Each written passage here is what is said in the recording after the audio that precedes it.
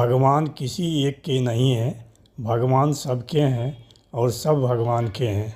चाहे किसी धर्म का हो, किसी जाति का हो, गरीब हो, अमीर हो, आस्तिक हो या नास्तिक हो, इसका प्रमाण आइए देखते हैं। पुरी में निकलने वाली भगवान जगन्नाथ की रथ यात्रा हर बार निकलकर 200 मीटर की दूरी पर कुछ देर के लिए रुकती है। इसके पीछे का रहस्य काफ़ी रोचक है, आइए जानते हैं। भगवान जगन्नाथ की रथ यात्रा मंदिर के पास बनी सालबेग की मज़ार के सामने कुछ देर के लिए रुकती है। सालबेग मुस्लिम परिवार में जन्मे थे। उनके पिता मुग़ल साम्राज्य के सूबेदार थे। सालबेग की पढ़ाई वृंदावन में हुई।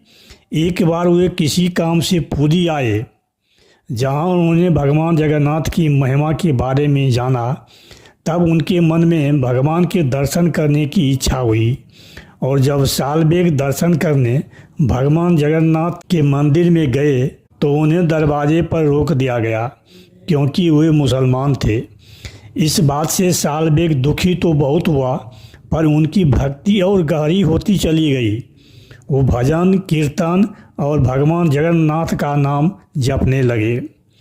एक रात सालबेग को सपने में भगवान जगन्नाथ स्वयं प्रकट होकर कहते हैं, हम तुम्हारे भक्ति से प्रसन्न हैं। भगवान जगन्नाथ ने कहा, मंदिर में भले हम दर्शन नहीं दे पाए या तुम दर्शन नहीं कर पाए, पर हम दर्शन जरूर देंगे। तब सालबेग भगवान से पूछा, कब दर्शन दीजिएगा और कहाँ दर्शन दीजिएगा? तब भगवान ने कहा, जब रथ यात्रा निकलेगी तो मेरा रथ तुम्हारे सामने आकर रुकेगा। इससे सब जान पाएंगे कि तुम मेरे कितने सच्चे भक्त हो। जब भगवान जगन्नाथ का रथ यात्रा निकला और उस जगह पर पहुंचा जहां सालबेग ठहरे थे, तो रथ वहीं पर अनायास रुक गया। बहुत कोशिश करने के बाद भी हजारों श्रद्धालु रथ को आगे नहीं बढ़ा पाए। तब श्रद्धालुओं ने भगवान के फूल की माला को सालबेग तक पहुंचाया, तब जाके रथ आगे बढ़ पाया। इस प्रकार श्रद्धालु समझ गए कि भगवान सालबेग को दर्शन दे रहे हैं।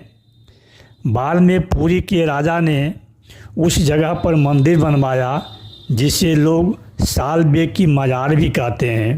तब से आज तक इस मज़ार के सामने हर साल भगवान जगन्नाथ का रथ यात्रा कुछ देर के लिए रोका जाता है।